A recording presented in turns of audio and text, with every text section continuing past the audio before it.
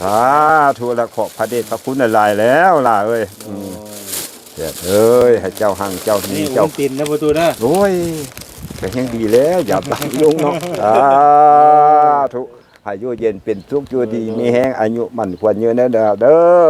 ทำการค้าธุรกิจอย่างขอให้รุ่งเรืองขึ้นเมื่อหน้าตลอดปี2025ให้มีแต่โชคแต่ไสเย็บบ่ให้ได้ไข่บ่ให้มีจนให้ลังหนีความหังมีให้ลังเข้าโฮมเจ้าแต่ผู้เดียวได้ลูกได้สาธุมันยืน ทางจะมีไว้หรอก ล่ะเอ้ย ปลาประตูนี่เนาะเงินซื้อเครื่องของน้ำรวมทั้งค่าสร้างอยู่ในนี่เลยมอบให้ลูกให้ละบ่ายมึงอยู่จับมึงอยู่ประตูโอ้ยนี่เงินเสียของน้ำให้ประตูเด้อจักล้านละเฮ้ยอันนี้บ่ทั้งหมดนี่บ่อยู่ในนี่น่ะ14 ล้าน3 แสนพอแล้วหั่นนะเพราะว่าค่าสร้างก็ค่าสร้างออกก็4 ล้านนี่วันนี้ค่าเครื่องก็แม่เพชรแม่เพชรเอ้ยให้เจ้าอยู่เย็นเป็นสุขเจ้าอยู่ดีมีแฮงเด้อแม่เพชรเด้อซื้อได้ขายมันซื้อได้ขายคองเงินทองกำแก้วไหลลังเข้าสู่เศร้าสู่แรงเด้อแม่เพชรเด้อให้เจ้าอายุมั่นควรยืนเป็นโฮมโพโฮมไทยให้บ้านให้เมืองเจประสบประสนคนทุกข์คนยากคนจนต่อไปข้างหน้าเด้อให้เจ้ามีอายุมั่นควรยืนสาธุขอบพระเดชพระคุณหลายได้แม่เพชรเด้อสาธุอันนี้ก็เป็นเดี๋ยวทางลูกสิจัดแจงเครื่องมาให้เด้อเจ้าเพราะว่ามื้อนี้น่ะตั้งใจว่าสิมาสร้างเครื่องให้แต่วันนี้ทางห้างเพิ่นก็ปิดบัดนี้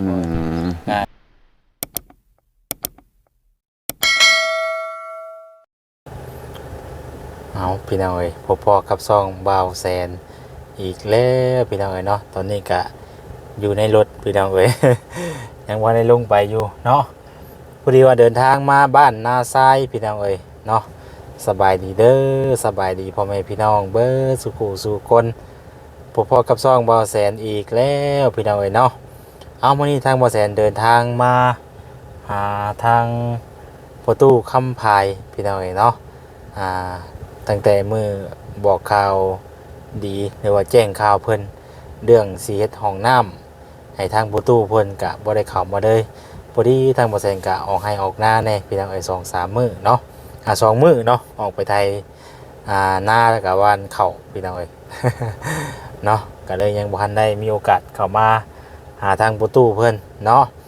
เอามื้อนี้กะตั้งใจว่าสิเข้ามาสั่งเครื่องห้องน้ำพี่น้องเอ้ยอุปกรณ์ห้องน้ำมาให้เพิ่นเนาะกับพอดีทางห้านบัดปิดร้านช่ำบาทนี่พี่น้องเอ้ยเนาะโอ้ยเนาะกับบ่เป็นหยังเนาะกับบ่ได้เสียเที่ยวหรอกพี่น้องเอ้ยเฮากะต่าง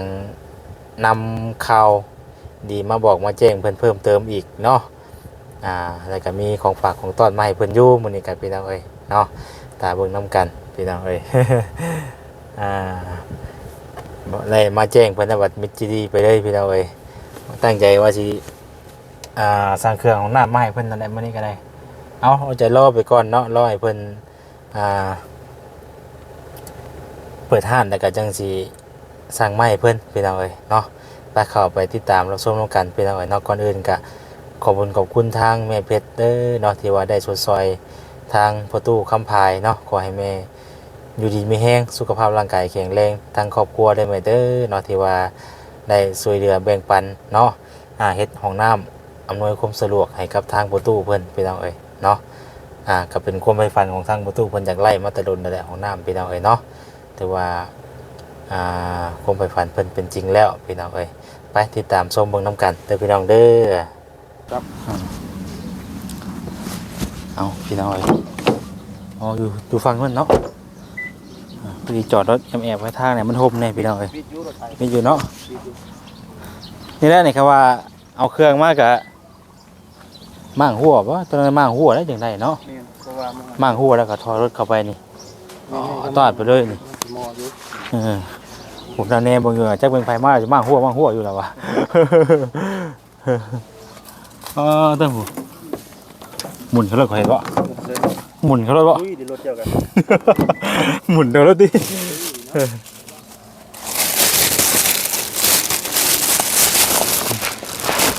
มันก็ใส่ทงกับเจ้าเกลือเนาะก็ไม่หิวเลยปกติกันนะแต่ว่าก็มีเข่าออกอยู่ เพื่อเรียนว่าสอดกันมาเรื่อย มันก็บ่เฮียเนาะ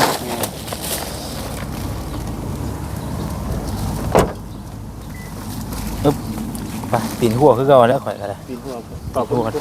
ฮะ ต่อ ขอบคุณบ่ไปซะอย่าให้จังมาบอกแล้วเนาะบรรยากาศก็ดีอยู่พุ่นนี่จังได๋ถ้าจะออกทงก็ฮ้อนโอ้หม่องในร่มพักน่ะเนาะ ผมมันไปเลย เนาะคัก ตัวนี้เขาส่วนเลย ๆโหสุดผ่านแล้ววะ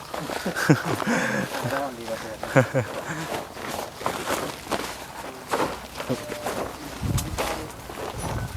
โอ้อึ๊บอ้ออึ๊บมาอ่า ดังโน้ตกับเพื่อน อึ๊บนักเติบ เป็นมาเยอะตัวเนี้ย เออ โอ้ทับแสนโอ้ยเอา เลย ดีนี่เองมันเยอะ เออ เราเว้ย สบายดีปุตุเอสบายดีตัวเป็นจังใดอยู่จังใดเด้ โอ้ยมาเตวัดเตวาเลยอาหารอาการกิน โอ้ของเพียบเลยเนาะ บังเอิญเมื่อนี่ก็คำลาได้เพิ่นมา คำลา ประธานอยู่วัดคำลาเพิ่นอยู่โน่นนี่เป็นขายเครื่อง หลานเนาะนี่เนาะ มีเหมียงหลายแนวเด้ข้าวโจกข้าวเจ้ามีเอาไว้แท้เพิ่นมาทานในวัดแล้วก็วัดเขาก็เลยเอาอยู่ในวัด ทำมาแซ่ก็มีของมาต้อนที่กันตัวนี้กัน เจ้าโอ้ยสาธุละขอบพระเดชพระคุณหลายแล้วล่ะเอ้ยเด็ดเอ้ยให้เจ้าหังเจ้ามี นี่ เจ้า ปิ่นนะประตูนะ โอ้ยก็ยังดีแล้วอย่าบังลุงเนาะสาธุอายุเย็นเป็นสุขอยู่ดีมีแห้งอายุมั่นควรยืนเด้อทำการค้าธุรกิจอย่างขอให้รุ่งเรืองขึ้นเมื่อหน้าตลอดปี2025ให้มีแต่โชคแต่ไสเย็บบ่ให้ได้ไข่บ่ให้มีจนให้ลังหนีความหังมีให้ลังเข้าโฮมเจ้าแต่ผู้เดียวได้อลูกได้อสาธุมันยืน ทางจะมีไว้หรอกป่าประตูนี่เนาะไรพรเอออันนี้ข้าวเจ้านะประตูเด้อ นี่โอ้ยเฮงมักซ้ำนี่ เจ้า เป็นแนวของมักครับ ไว้หุงกินได้ประตู เจ้า ข้าวเจ้าแล้วก็มีกินเกี่ยวแล้วก็ไข่น้ำเนาะไข่แต้นึงมาต้อน โอ้ย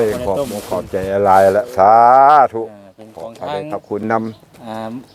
มาเป็นเงินบ่แสนซื้อมาให้ได้ประตูเอ้ยแต่ว่าเป็นผู้มามอบให้เนาะ ำเจ้า แต่ว่าเป็นเงินของทางแม่เพชร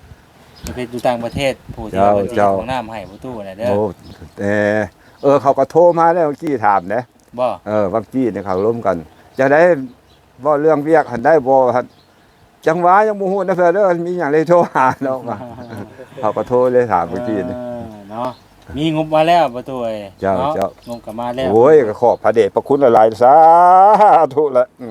ให้ได้ดังคุณมาตรปรารถนาเด้อไอ้ล่าเอ้ย นี่อันนี้เป็นเงิน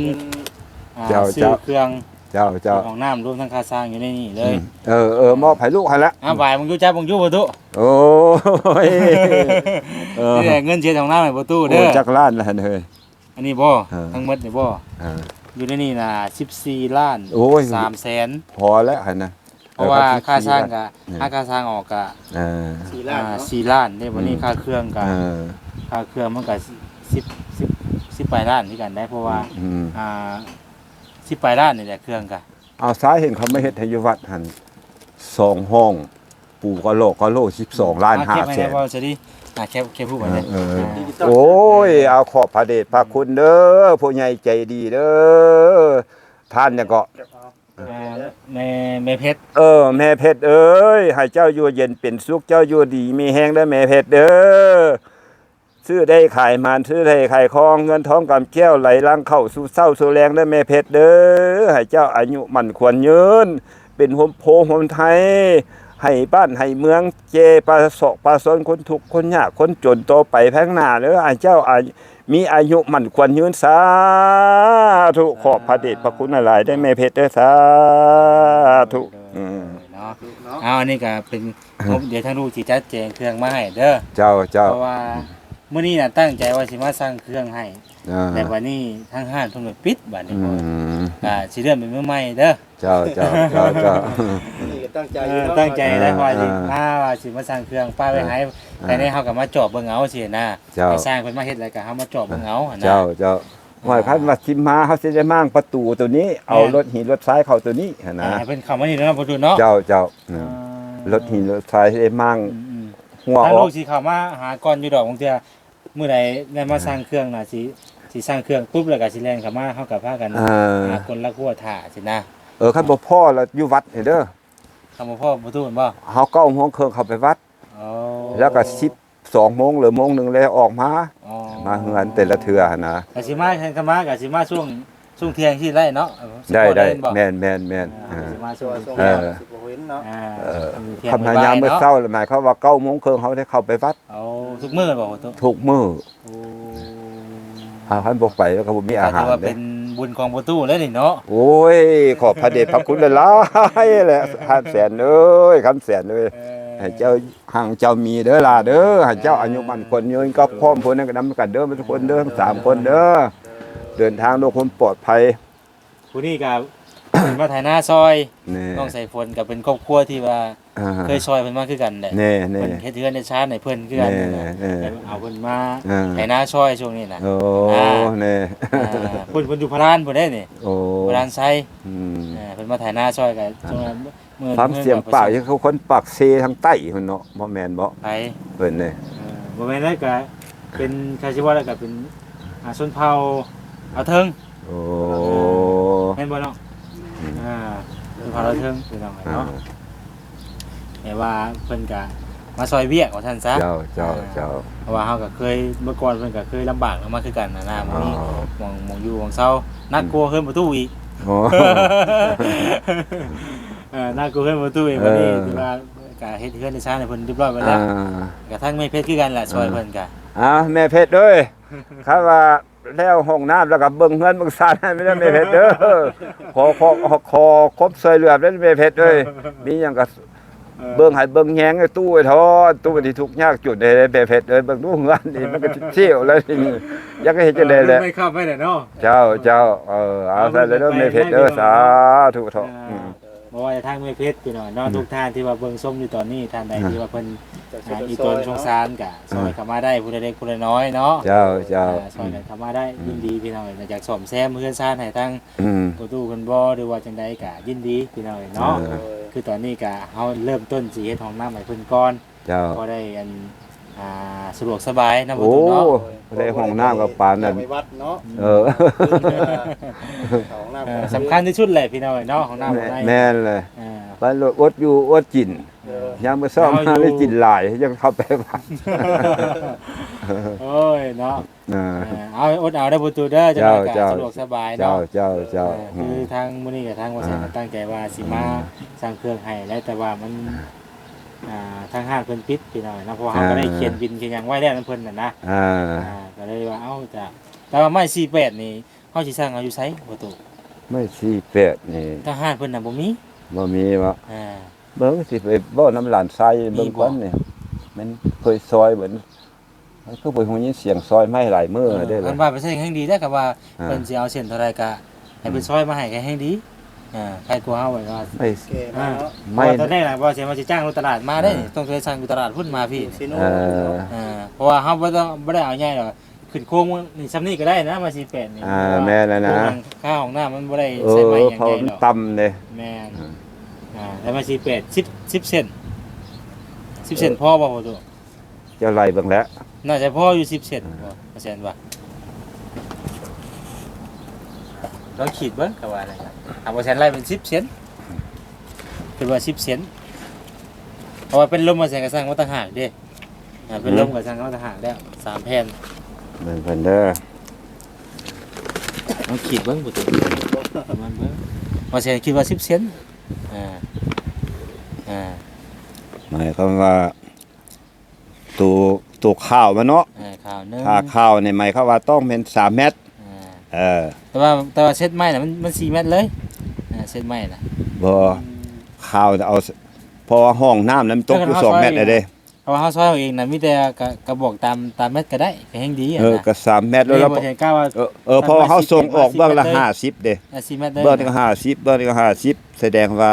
มันนอนในนี่มัน2เมตรอะเด้ เพราะว่าห้องน้ำน่ะนะ2เมตรแล้วนอนในเนี่ย อ่า แล้วก็2โตะ3โตะ ๆโดย 4โตะ อ่า ก็ไล่ทั้งสิยอพร้อมบ่ โดยสิญัวก็3เนาะ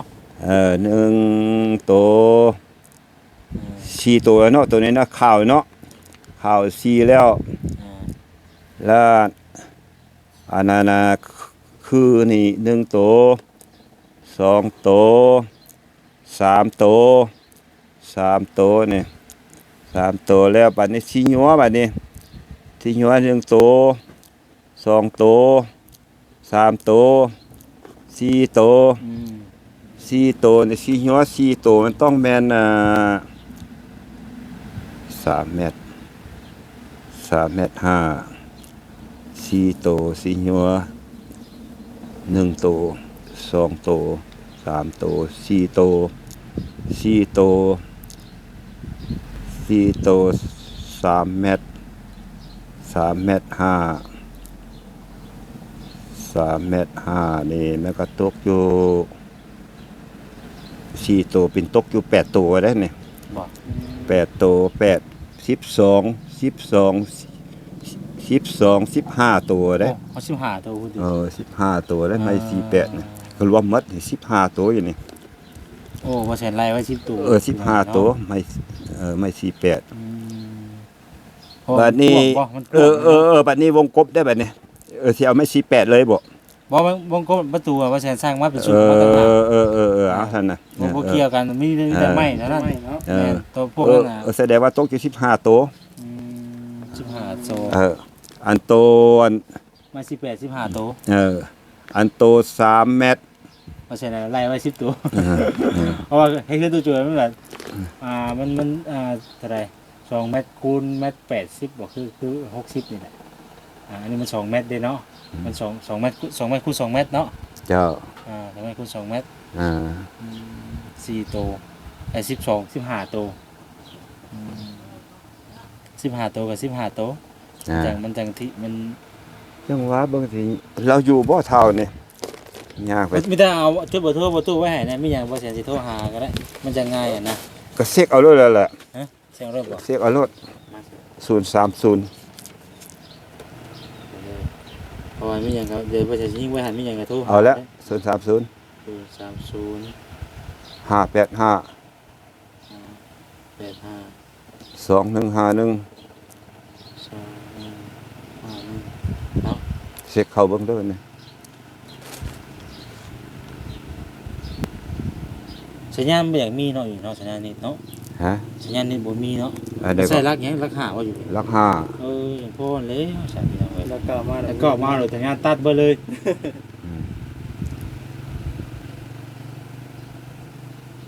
ติดบ่ 5เบิ่งเจ้าเบอร์ได้เขาสิโทรเข้าหาเบอร์เจ้านี่นี่มาเลยนี่ ก็แปด 689ก็เบอร์เจ้าบ่996เห็นบ่ 996 996526698นี่มาเลยนี่ นั่นนี่ยังเบอร์ว่าแซนเดี๋ยวมึงซื้อไว้เอาไม่อยากกระโทรหาตามเบอร์นี่แหละเริ่มประตูเด้อ เจ้า ถ้าว่าผู้ใดสิช่วยให้กะ อ่า ช่วยมาเอาเฮาวัดไรให้ดีเด้อวัดเอาตามมันยังบ่ได้ตัดหลายที่นะคือเฮาวัดแบบว่าคือเฮาสร้างในห้างนี่เฮาสิสร้างเป็นเม็ดบ่ได้นะแบบว่ามันคันชุดลายมัน3เม็ดนี่บ่มีแต่4เม็ดขึ้นไปรถใหม่ใช่ในห้างนะ3เม็ดมันก็มีแต่หลายใหญ่เป็นลมมีแล้วเป็นลมน่ะว่าแสนสร้างไม้โซล่ามาให้เด้ แน่ๆโอ้ได้แล้ว เป็นลมน่ะมีได้เป็นลมน่ะเป็นลมน่ะเอาไม้โซล่าเด้ อ่า มีแต่สร้างไม้เส้นนี่อย่างเดียวนะบ่ต้อง เจ้า ก็หันน่ะมันมีบ่แล้วเครื่องในอื่น นั่นเลยได้อยู่หั่นน่ะ โดย ลองไปถามเขาว่าสั่งลูกหลานทั้งแถวนะ ถ้าผู้ใดแต่ว่าบ่มีผู้ใดด้วยให้แล้วก็เฮาก็สั่งมาแต่พุ่นแหละเซโนพุ่นแหละไม้48 ห้อยซาโทรหาเขามานั่น วางเอ้ยคำบอลเลยลูก ว่า ว่า แค่ ไม่ พวก กรุงน่ะมันจะดีกว่า ไม่อย่าง เฮาช่วยไม่แต่ว่าเฮา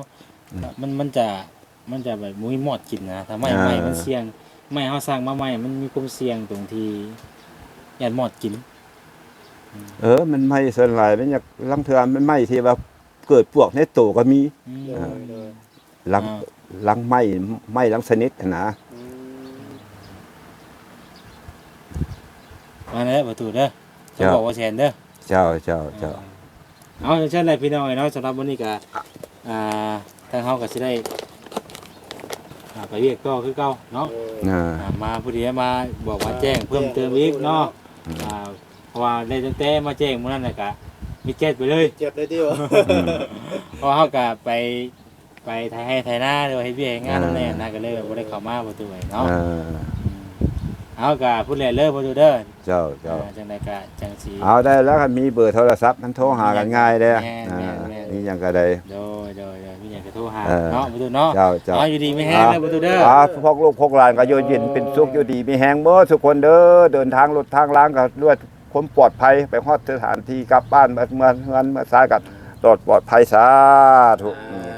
ประตูเด้อเนาะบ่แลเด้อเดี๋ยวเพิ่นเปิดผู้ใดมื้อใดมาก็จังเห็นแล้วลอกเนาะผู้ใดมาก็ เอามาแจ้งมาแจ้งพร้อม อันตัวนี้แดนทออยู่เพิ่นกับทออยู่ที่ตัวได้ถึกตัวได้แพงอยู่ในทางโค้งมันเท่าป้องเนี่ย ท่อบ่ ลองไปถามเพิ่งเท่าป้องเบิ่งนี่บนโตฟากอันที่เข้าสมพัฒน์วิไลนี่นะ เราอยู่เบื้อง เลยไปอีกแล้วนึงบ่ บ่ อ๋ออยู่ปุ๊ นี่นะบ้านฟากบ้านลักเล็กไปนี่นะ โอ้ นักเขียนไปแล้วก็ทางโค้งมันจะขึ้นค่อยสมพัฒน์อันเด้แล้วมันก็มีอันอยู่เบื้องขวาเบื้องซ้ายเบื้องตะวันออกเบื้องตะวันตก โดย มันโรงงานมันอยู่หันดอกมันรอทอรอเสารออย่างนั้น อืม ลง มันก็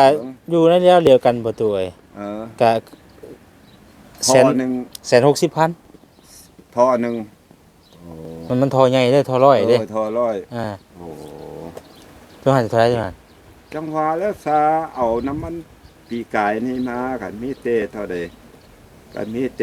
70นะ โอ้บ่ได้ประตูบ่ซุมื้อนี้บ่ได้ซุ เพราะ มื้ ว่า อ ปี นี้ กายนะ ปีกาย เดี๋ยวนี้บ่ได้เนาะมันแพงครับ ถ้าว่าจะซื้อแต่ก็มีแต่แสนหลักแสนเด้แสนปลายหม่องใด เราเห็นเขาซื้อมาอยู่ข้างวัดนะข้างวัดกุ๊กนะ เพราะว่าจักเดี๋ยวนี้มันก็ทราบว่าแสนซื้ออยู่ทางบ้านน่ะก็มีแต่แสนปลายนี่160เนี่ยเราเขียนไว้นี่160,000นี่ทอนี่ เพราะว่าบอนอื่นอยากแพงได้มีแต่เขาป้อง แต่พามันก็160นี่160เพราะว่ามันได้ขึ้นมันได้ขึ้นราคาอยู่น้ำห้านไปแล้วนะ บ่สิเฮ็ดท่อตองบ่อันนั้นเฮ็ดส้วมตองบ่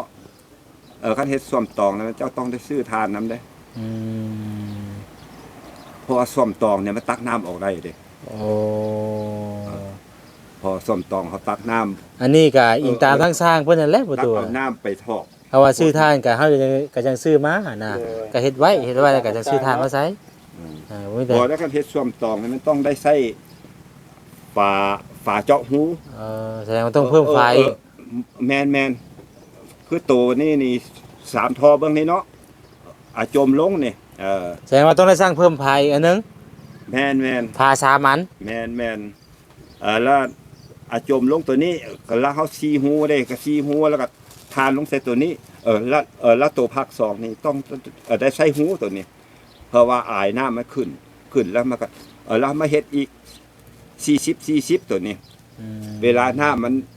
ล้นตัวนี้ก็ล้นมาใส่ตัวนี้แล้ว แสดงว่าต้องก็ว่านั้นก็ต้องได้เพิ่มไฟอีกอันนึงแล้วก็ทาน2อย่าง แม่นเลย เพราะว่าเปอร์เซ็นต์เขียนไว้มีแต่2พาจังซี่พาพิษมันมีแต่2พาเพิ่มพาอีกอันนึงแล้วก็กับทานหันอย่างว่าที่เฮ็ดแนวนั้นบ่หั่นนะ เพราะคันว่าประตูอยากได้ไปซี่ก็เฮาก็ต้องเฮ็ดแบบซี่มันบ่ล่ะเนาะ แม่น ตามแบบประตูมัก เพราะว่าตัวนี้มันบ่สู้ติดเด้ถ้ามันติดมาเฮาตักน้ำมันออกไปหมด มันสิตองเด้มันตองเฮาใส่ผ้าไว้แล้วมันทางเทิงมันจะมีแต่ทานซื่อๆบ่เฮาใส่ลุมบ่ บ่เพราะว่าตัว ทานนี่เฮาใส่ลุมหรือใส่เทิง ตัวนี้มันห้องนี้เนาะก็ห้องนี้ต่างหากแล้วเนี่ยแล้วก็แล้วห้องนี้ใหม่เขาซีหูบัดนี้ใส่ทอร้อย ทอร้อยเห็นนะตัด ดูหากันอยู่เนาะ ตัดประมาณ20เซนนี่แหละหลังจากหาว่ามันเต็มตัวนั้นมันก็ลงมาหาห้องนี้ห้องนี้เราไม่มีทานแบบนี้ อืม แล้วห้องนี้มันตึกขึ้นมาแล้วมันมีฝาเจาะหูเลยตัวนี้ แล้วหลังจากเจาะหูแล้วก็ถามมันล้นขึ้นมาก็มันน้ำใสขึ้นมาเลย น้ำใสขึ้นมาก็ไปตกใส่ตัว40คูณ40ตัวนี้เนี่ยนะเพราะว่า เลยเข้าใจอยู่ประตูเข้าใจแล้วประ พอ ตู ค่อยเคยเฮ็ดให้อยู่วัดทำแนวนั้น อันนั้นน่ะตามแบบหลักการของน้ำมีถ้าเฮ็ดไปชั้นน่ะมันก็ง่ายไอ้มันก็แบบว่ามันนั่นเต็มมาชั้นๆแล้วก็มันบ่มีกินอีกว่าชั้น แม่นแม่น เอา เอาได้เช้า ดับกินเนาะ ได้8 ปีได้เฮ็ด ตามมาตรฐานของน้ำมันนะแต่ว่าเฮ็ดแบบง่ายๆก็คือแบบขุดตุ่มๆลงไปแล้วก็จ่อหูแล้วใส่ ให้มันแล้วเด้อ เพราะว่าส่วมตอ คือ ม ตามหลักการของมันน่ะนะ เลย เนาะ เจ้า คือเฮ็ดตามหลักการของน้ำเนาะ แม่นแม่น เฮ็ดแบบถูกต้องพี่น้องเนาะใครเฮ็ดแบบบ่ถูกต้องนี่คือขุดแล้วก็เอาท่อลงแล้วก็จ่อหูเข้าหากันแล้วก็ปิดปึ๊บก็คือเอาแทนเคยเลย อะไรนั่นเดินสูตรเรียบง่าย สุดเรียบง่ายแต่น่ะ เอาเพราะว่ามัน2ท่อเลย อืม 2ท่อเนาะก็เจาะตัวนี้เนี่ยเรามาเฮ็ดตัวนี้อีกบัดนี้40คูณ40นี่ออกมาใส่ตัวนี้นี่ตัวนี้ก็เฮ็ดฝาปิดเวลามันหลังจากตัวนี้มันเต็มหมดแล้วเนี่ยเพราะว่าตัวนี้มันอาโจมลงเด้อาโจมลกตัวนี้แล้วอาโจมลงพากันมาตกใส่ห้องนี่ตัวพักลุ้มพอมีทานอีกได้ยินห้องนี่ทานหมดแล้วตัวเทิงมันเป็นแผ่นหูเป็นหูแล้วน้ำใสขึ้นมาแล้วก็ถ้ามันเต็มแล้วมันก็ต้องมาเอามาหาตัวนี้แล้วตัวนี้เขาตักไปโพดอกหมกอกใหม่กินแล้วก็ธรรมดาได้ มัน ก็ ก็เป็ กิ น น ปุ๋ย แบบ ไปเองเนาะ แม่น โดย โดยเอาก็เดี๋ยวจังบัดฮอดมื้อเฮ็ดเฮาก็จังเบิ่งนํกันเนาะ เจ้า สิเฮ็ดแนวใดกันพี่น้องเอ้ย ได้อยู่ดอกบอกทางเขาพอ สร้าง มีลูก ประเทศ จะร้านเนี่ยก็เลย นี่เฮาก็บอกให้เพิ่นเฮ็ดเอาเฮ็ดให้เนาะ เจ้าโอเคเอาสำหรับคลิปนี้ก็สิได้ขอตัวลาไปเลยแหละพี่น้องเอ้ยเนาะขอบคุณทุกท่านที่รับชมอยู่ตอนนี้เนาะอยู่ดีมีแฮงหมดทุกคนเด้อพี่น้องเด้อเนาะไปแล้วพี่น้องเอ้ยเนาะสบายดี สบายดี โอ้ไปประตูเนาะ เจ้าเดินทางลงปลอดภัย โดย